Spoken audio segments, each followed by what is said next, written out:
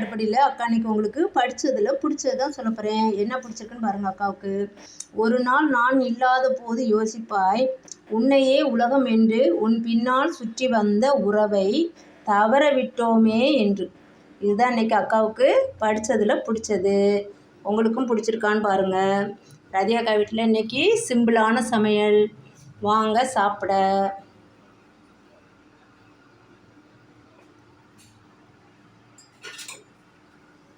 கருவாட்டு குழம்பு, கத்திரிக்காய், முருங்கைக்காய், காணாங்கத்தை கருவாடு போட்டு குழம்பு.